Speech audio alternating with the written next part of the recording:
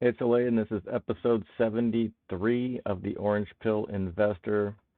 Do a 5K to 25K account challenge update and discuss some future ideas for the video series. So as you can see, almost recovered, briefly recovered, almost to the original 5K, so trying to scratch my way back up. Again, this is not unexpected. I bought mining stocks at the top of the Bitcoin all-time highs. So, I probably wouldn't have waited anyway. If I have money to invest, I just invest it. If I think something is worth the price, then I'm just going to get it. It's not like, oh, I have to wait for a dip. With selling covered calls and collecting premium, reducing your cost basis, you're basically creating your own dips. So it's not that much of a factor for me. So let's just go over the trades again. So down 10% overall, but up 10% basically from last week. So trending in the right direction at least. But have 200 shares, sold at 23.5 and a 24 strike. Mara was around probably 20 when I did this, 2021. So got some good call away value here and collected 50 cents. 50 cents here, so that's good. And 40 there. And in the future, so I was in a group chat and somebody said I should probably just do a basics. I was actually really excited because somebody joined the group chat and they were a Tesla fan and also an option premium seller.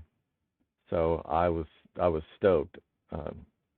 I can be talked into talking about Tesla and selling options basically an unlimited time. So we pretty much took over the chat for about half an hour, and I was super psyched. So I'm getting connected with some more option sellers.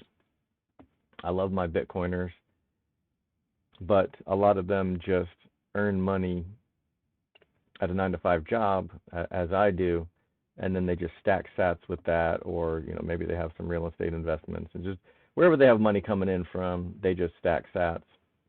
And so my goal is to actually get to a point where I don't need my 9-to-5. I'm basically work optional, and shooting for about a year and a half from now, end of 2025. I feel like the Bitcoin bull market should be in full swing by then. So I'll be able to take an honest evaluation of whether I think I've done enough to be able to support myself just doing what I want to do, which is trading in the stock market. So I want to dump the 9-to-5 eventually and live the dream, I guess. All right, so HUT. So I'm gonna do a beginner series. This 5K account challenge is kind of that, but what one guy chimed in and he's like, he was just kind of listening to the back and forth between me and the other person in the chat, and they're like, hey, you guys should really do some long form posts and maybe just do like super basic, just terminology and everything. Give the definitions of the basic terms that we're throwing around. So I'm definitely going to do that. I will add that to the series, and so hopefully somebody will get something out of it. I had initially decided not to do that super basic just because some of the people that I followed on YouTube covered some of that stuff so well, and I've linked to their videos in the past, like In the Money. YouTube channel, a kid named Adam. His options explanations are so good. He's a very good options educator. And so a lot of times I just point people to those videos, and that way I don't have to do it, and I'm not sure I would do it better. But I do have my unique perspective. There are certain things that I do that maybe he doesn't do, and there are certain things that I talk about that I've never really heard anybody talk about. So I'll put it out there. If people like it, great. If they don't, it'll be fun. So Hut picked up, I had 36 shares, something like that. So I went ahead, even though I didn't collect enough premium this week, I'm using margin anyway. And since the account did pump back up a little bit, I went ahead and grabbed another 64 shares just so that I could get over the hump.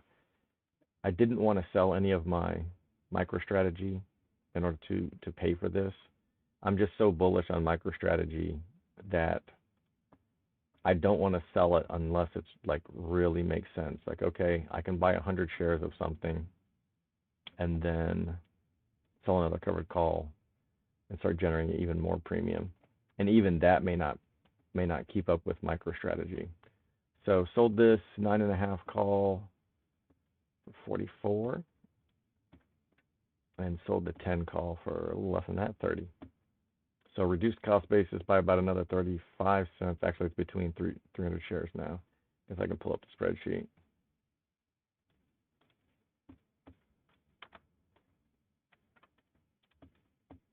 So cost basis for Mara now is 21.27, down from like my original purchase price in here.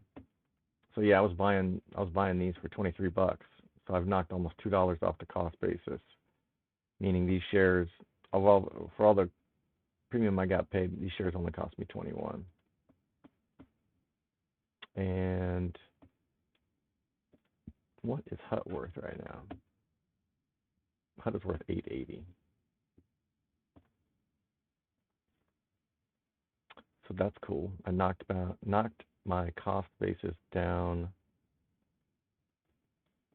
for this down to 780. So that's nice as well. I did have to my strikes were exceeded big time, so I did have to actually pay like $1.20 for two contracts. Just even close these so that I didn't get the shares taken away. Nothing unusual about that either, but it is a function of me being so aggressive with the strikes, because at any time if Bitcoin pumps, I mean, this could go to 12 and I won't profit above 10. So, but again, I feel like I'm repeating myself, but maybe somebody will jump in on this video that hasn't heard me say it 100 times. But the whole point of selling covered calls is to reduce your cost basis and increase your chances of success. And people say, oh, but you're sacrificing unlimited upside. Big freaking deal. How often does anyone ever need unlimited upside? Where are all these magical traders that are constantly picking stocks that just go to the moon? And like all this magical freaking unlimited upside, they've probably never experienced any of it.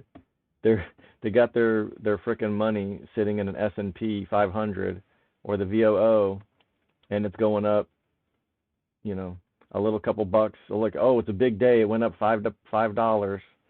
Like, and you're gonna get your 7% a year or whatever.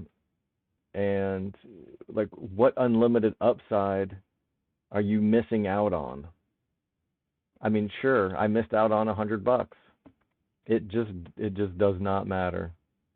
I've been doing this for a while, and I still have to laugh when people tell me that I'm picking up pennies in front of a steamroller, when I got 44 cents, and this stock was trading at $9.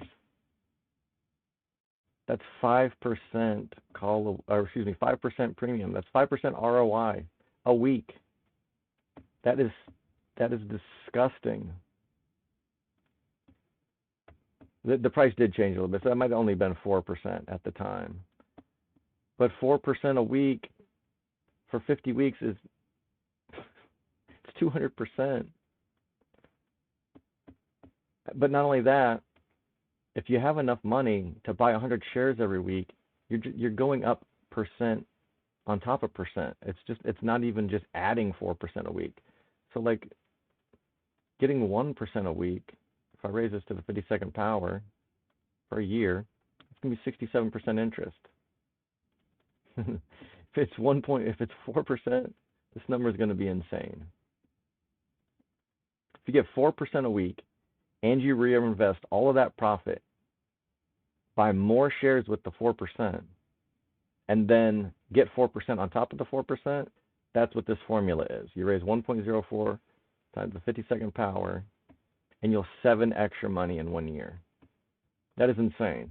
I've never 7x'd because getting 4% every week is pretty rough. And there's a little bit of friction in the system. There's a bid-ask spread. So you're going to have to pay a little bit to get into the trade, pay a little bit to get out of the trade. And, you know, like this, where I had to pay $100 to roll these shares over, so I didn't have a lot of premium to buy extra shares that time. But even then, now the price of HUT is up 20%. So when I sell and get 1%, and actually I got 4%, but anyway, if you're just being conservative and you're only trying to get 1%, instead of me getting 1% of $7, I'm getting 1% on $9. So even if I have to pay to roll this to keep these shares, over time, I'm going to still just squeeze out more and more. So the only other thing that I have here is 0.3 shares of MicroStrategy. To me, this is a long call on Bitcoin. MicroStrategy is leveraged to the gills of Bitcoin. And even with Michael Saylor selling some of his options, like part of his incentives or whatever, you get all these options. So he's been selling like 5,000 shares a day, and he just turns around and just plugs it right back into Bitcoin, which pumps up his stock again. So it's this crazy positive feedback loop. Whereas most people, when they sell shares of their company, they're like, oh my God, the CEO sold shares. He doesn't believe in the company. And they'll panic sell or whatever. But he's selling, and he's just plowing it right back into Bitcoin and pumping the price back up. So this guy is like, can do no wrong. And it's pretty wild to see it happening. So that's a pretty good update for now. This is this strategy for me, it just absolutely destroys the buy and hold crowd, the dividend crowd, the diversify crowd. Those strategies all basically just suck, as far as I'm concerned. So we'll see. I'm trying to 5x this to a 25K account. That's when you can day trade. So that should be everyone's goal who's got less than 25K. You want to grow it to 25K so you can day trade. And I mean, if you want to, you don't have to day trade, but you'll have no restrictions on your account. So that's the goal. I'm going to see how long it takes me to 5x this. I'm thinking 4 years. So can't wait. All right, be good, John.